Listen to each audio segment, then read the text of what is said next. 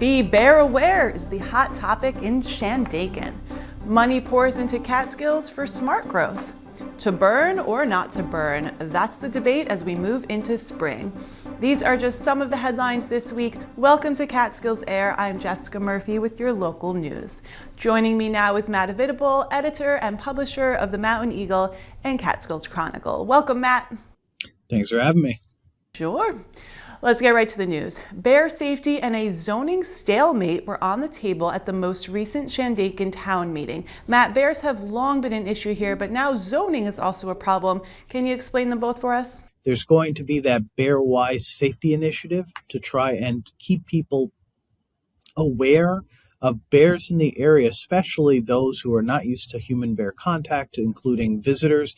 If you'd like to know more, it's going to be March 16th. In addition, on February 18th, there was a ZBA meeting to discuss a residential variance request for a property located at 208 Panther Kill Road in Phoenicia that had been locked in a stalemate between some neighbors. The property owners were represented by their daughter, who argued that the site's irregular shape and steep topography leave only one viable location for a home, the site that had been previously cleared for a larger house 20 years ago. Neighbors raised concerns about the proximity of the proposed home to the property line, fearing that there might be damage to the driveway. Owners offered to share the costs of monitoring and removing dangerous trees. The neighbors have insisted on the lot line adjustment. There wasn't a compromise, and the ZBA voted unanimously to open up the public hearing next month to gather more information. Village elections are coming up in Hobart and Stamford next week. So Matt, who's on the ballot and what are the big issues here? Absolutely. There's going to be village elections in Hobart and Stamford. We're going to be talking about this more as we get closer to the elections.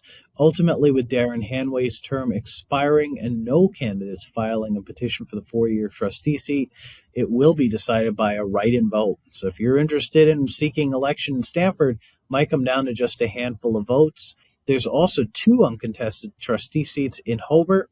Both of them are held by incumbents Randy Rowe and Kayla Mason, who are both seeking re-election and are running unopposed. The lead article on the Mountain Eagle front page this week concerns proposed substance abuse housing at the Old Delaware Inn. Matt, what's the concern and why a public hearing? There's going to be a public hearing on March 11th. That's a Wednesday at 6:30 at the Stamford Village Hall to discuss the property at 56 Main Street, which most people know as the former Delaware Inn. The proposal is that it'll be a residential facility for those with substance abuse disorder. With that, at the January meeting of the Village Planning Board, Colleen Pearson, an attorney with a law firm in Albany, attended on behalf of Abraham Rubin for the purpose of such a program. It's going to be regulated by the Office of Addiction Services and Support, or OASIS, which requires a special use permit.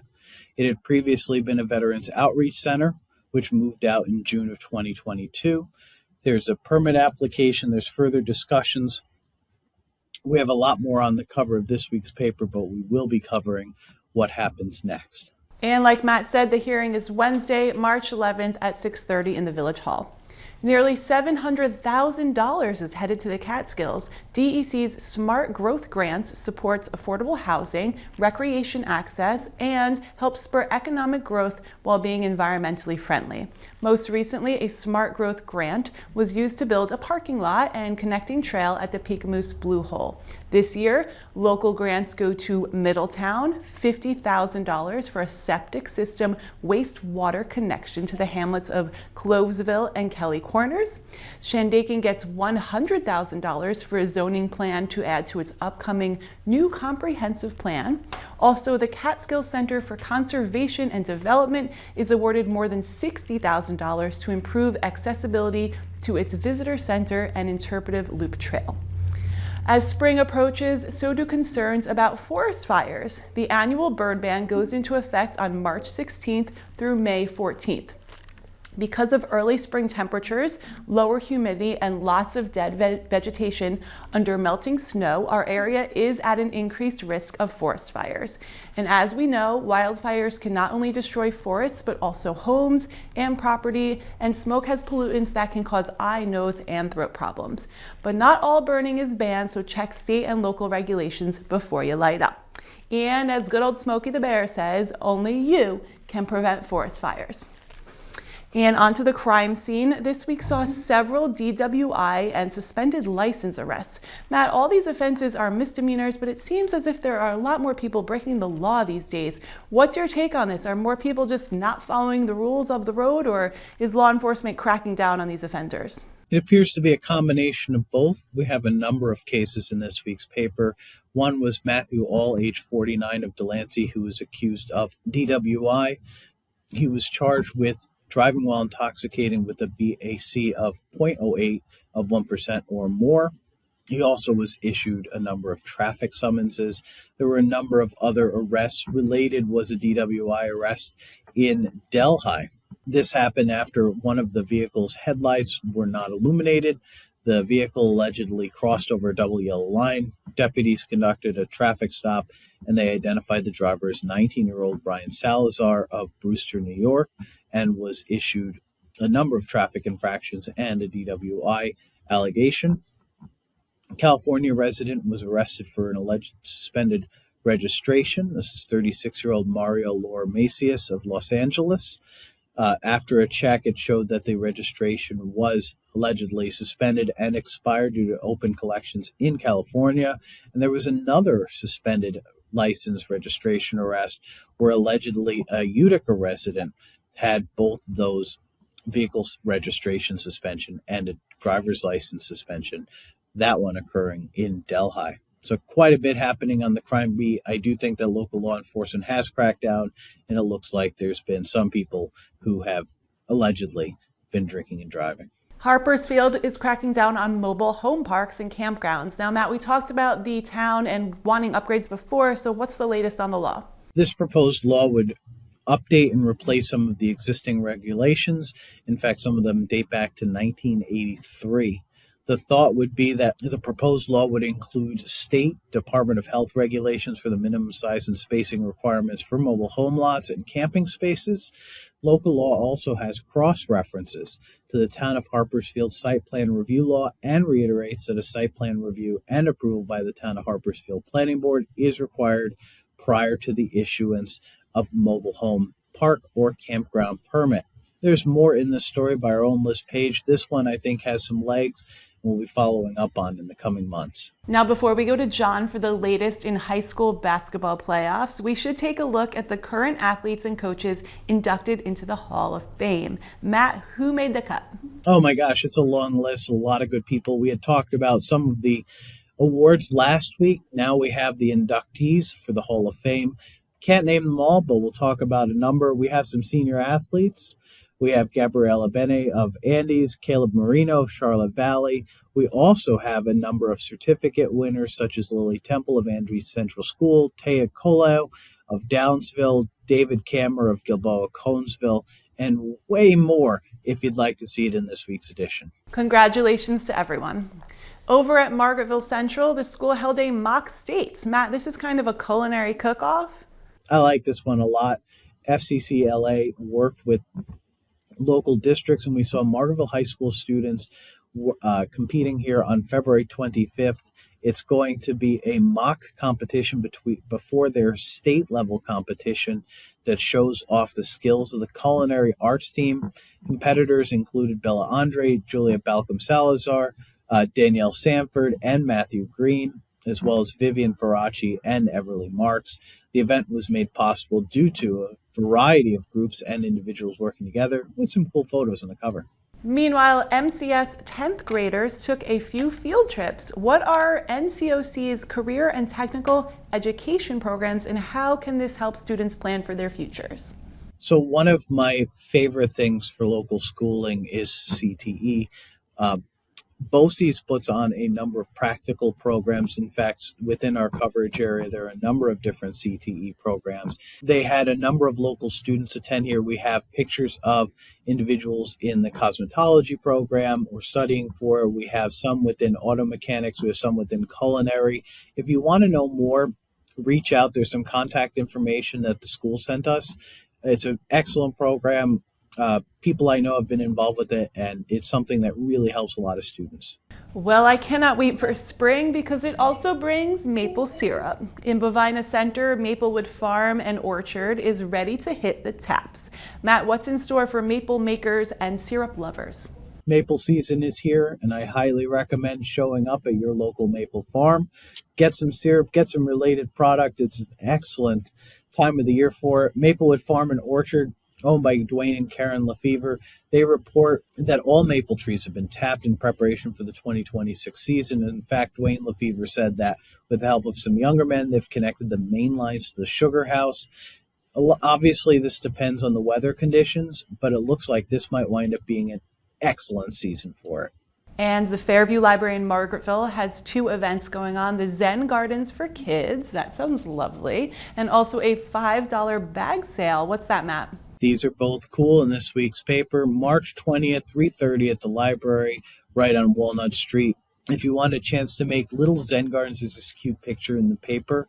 Please show up on the 20th. There's also going to be the $5 bag sale. That's going to be March 14th to March 21st during regular library hours. $5. You could pick up hardcover books, paperbacks, audiobooks, DVDs. The library has something for everyone. It's a great chance to donate to the library and pick up a lot of cool stuff for your own personal collection. The Delaware County Libraries have come together for a seed swap. Now, this sounds like something that both adults and kids can get into. If you'd like to participate, it's between March 1st and June 1st of this year. Every single Delaware County library is going to take part in this. It's going to give you an opportunity to plant some things that you might be familiar with, maybe something that you haven't quite planted yet. It's going to be a community seed exchange. The hope is that many people are going to exchange and be able to expand their skills. Couch potatoes are itching to get outside, and climbers who don't pick icy peaks are also ready for spring. So that brings us back to the Catskills Fire Tower Challenge. Matt, new details for this year's feat? Fire Tower Challenge is going to include a number of local fire towers, including in Hardenburg and Hunter, Woodstock and Shandaken, Delhi and Stamford. We've talked about a number of them, but if you'd like, visit all 8 Catskill fire towers between January 1st of this year and the end of the year, December 31st. Fill out a log, show a favorite photo, and submit it to the DEC. We have more information, including that DEC contact information, in this week's paper. For those who appreciate more sedentary pursuits, the Franklin Stage Company celebrates its 30th anniversary. Matt, free performances in a historic Catskills venue. What are the details? I've been fortunate to work with the Franklin Stage Company through the paper for a while. We had a really good feature last year. They are excellent. They wind up giving free opportunities for locals to experience art and theater. They put on a really good series every single summer. If you want to get a chance, it's in Chapel Hall in Franklin. We're going to do a follow-up on this as time goes on. But as of right now, we have this introduction from Pat Buckley, the executive director of the Franklin Stage Company, who says that performing in a building with such deep historical roots reminds us that arts have always mattered here. Well, spring must be coming soon because this week we have so much bird talk. Later, we'll fill you in on an owl who took shelter in a shop and a statewide birding campaign as well. But first, the local Audubon chapter has a talk on birds, climate, and conservation. Matt, that sounds pretty interesting. What's the word? This one's online, so even if you can't get out, hopefully it doesn't get cold out, but just in case it does or it snows, Friday, March 20th at 7:30 p.m., Delaware Otsego Audubon Society will host Abby Kress from the Montezuma Audubon Center out in the western part of the state. If you want to know more about the lives of birds and the challenges they face in our changing world, a variety of topics are going to be covered next Friday, March 20th. Well, for more on these and other articles, pick up the Mountain Eagle or Catskills Chronicle. Matt, before you go, how about a quick look at next week's articles? We have some really important basketball games we'll be covering. We have the beginning of meeting season as different villages and towns are discussing what's coming up in the next month. We also are going to discuss more about those local village elections. Well, thanks for keeping us all up to date, and we will see you next week. See you then. And now it's time to talk sports. Here's John with details on the only Delaware League team still in the playoffs. I'm still standing, yeah, yeah, yeah. Oh yes, that Elton John anthem aptly describes the Stanford Jefferson girls basketball team. SJ, the only Delaware League team, gals or guys, still standing as the basketball season winds down. Stanford Jefferson outlasted Richfield Springs Owen D. Young 47-42 in the Section 4 Class D semifinals. The victory sets up a championship showdown with Cherry Valley Springfield, the Patriots, 50-29 victors over Lawrence Milford in the other semifinal pairing. The 1-2 combination of McKenna Hoyt and Tyranny Turner did the heavy lifting for SJ, Hoyt scoring a game-high 23 points and Turner 16 for the victors. Stanford Jefferson ousted South Courtright Andes 55-43 during an earlier quarterfinal matchup. The other Delaware League participant in the Section 4 tournament, third-seeded Charlotte Valley Skenevis, was upset in the quarterfinals 53-37 by sixth-seeded Lawrence Milford. All three Delaware League boys teams that qualified for Section 4 Class D tournament play were eliminated. Delaware League champions Stanford Jefferson and Gilboa Roxbury were ousted in quarterfinal action, SJ dropping a nail-biter 45-41 to Skenevis, and GR falling to Morris 68-38. South Courtright Andes season would come to a close in the semifinals, the Rams dropping a 69-37 decision to Edmonston. Two local high school basketball powers, the Delhi Academy boys and girls squads, will both be vying for Section 4 Class C championships. The Delhi Gals reached the Section 4 title game, downing Moravia 53-39. The top-seeded Bulldogs will meet second-seeded Union Springs in the championship game. 4 Bulldogs reach double figures in one Section 4 Class C boys semifinals as Delhi flew past Trumansburg 63-43. John Williams led the Bulldog pack, scoring a game-high 19 points. Williams got a lot of help from his friends, with Lucas Nellis adding 11 and Teddy Kelsch and Benny Schnabel scoring 10 points each for the victors. Delhi will face Elmira Notre Dame in the Class C title game. That's our local sports report for this week. Thanks, John, and way to go, Stanford Jefferson girls. Now Elizabeth has the latest in arts and entertainment events. Lots of stuff coming up, and let's hope we can get some support and people in the seats out there. March 11th at the Headwaters Arts Center in Stanford, Art for Wellness. And I can't think of a better thing to go to. Anybody who's a creative right now is having a hard time. So 6 to 7:30 on March 11th, Headwaters Art Center in Stanford, Art for Wellness.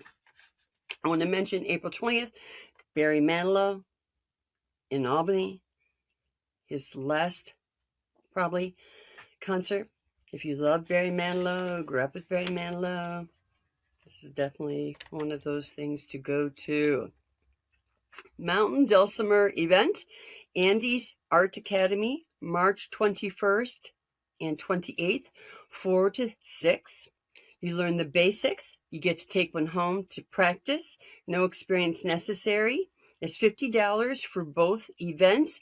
Definitely something you want to go to. A dulcimer is a wonderful, wonderful thing to learn. Even for a small person, you can learn the dulcimer and be able to play something very quickly. It's a wonderful event. So definitely check out the Andes Art Academy for that. March 26, 28, Catskill Mountain Foundation will have Kimberly Akimbo, a comedy, drama, award-winning, Tony Award-winning musical a play by David Lindsay at Barry. You definitely want to check that out, along with the Maud Adams Theater and Catskill Mountain Foundation. They're able to put this on at the Apex Lounge at the Scribner Howell Lodge. You definitely want to check that out. So thank you so much for watching, everybody. All kinds of wonderful things coming up. Get out there and be creative. We'll see you next time. Thanks, Elizabeth. Enjoy. Now here's one for bird watchers of all ages. This year's iBird Challenge is underway. Spot 10 different wild bird species in New York State and complete the challenge sheet by November 1st. To learn more, visit the DEC website iBird New York page and submit the completed form by November 18th through their SurveyMonkey link. The challenge gives finishers a cool commemorative badge, a certificate, and a chance to win fun birding prizes. Last year, more than 16,000 kids and adults joined in. And just a little background, the iBird Challenge began in 2017 as New York State's way to give people access to our natural resources. It's also a chance for folks and families to enjoy the great outdoors. So happy bird watching. I guess bird is the word this week, and here's one feathery tale that's not snoozeworthy. Environmental officers were called to an antique shop in Greene County. Employees at the Durham shop noticed a very lifelike critter cuddling with chicken ceramics. A sleepy eastern screech owl was nestled up next to a chicken cookie jar, fast asleep. Bird experts were called in, and the snoozing critter was gently cradled and released outside in a wooded area where he flew to a nearby tree. This species of owl is nocturnal and generally nests in tree cavities, not on store shelves. No one has a clue how the little guy got there, but everyone says that he looked as if he had a great cat nap. What a weather roller coaster we have been on, so let's see what's headed our way next. Heidi-ho, friends and neighbors, it's Lori with CatskillsAir, bringing you your weekly weather update for the beautiful, pristine, still highly wacky weather Catskill Mountain region. And wow, what a deal we got here. We melted it all off. Pretty much most of the ice is gone, and it looks like by the middle of the week, it'll be all gone. However, Mother Nature has more tricks up her sleeves, and those temperatures are going to plummet, and Old Man Winter is going to visit us once again towards the end of the week. So let's give it a go and check out what's happening in the Catskill High Peaks for this weekend weather, and let's go. On Monday, we can expect mostly sunny skies with a few passing clouds, with those temperatures rising to the upper 50s with winds gusting out of the southwest at 10 to 15. Overnight, we have clear skies with a cool feel to it, with temperatures dropping back to the low 40s, winds out of the southwest at 5 to 10. On Tuesday, we have generally sunny skies with a few afternoon passing clouds. Temperatures are rising to the mid-60s, winds out of the southwest at 5 to 10. Overnight, we have partly cloudy skies with overcast skies after midnight with a chance of a stray shower. Temperatures are going to dip back to the upper 40s, winds light and variable.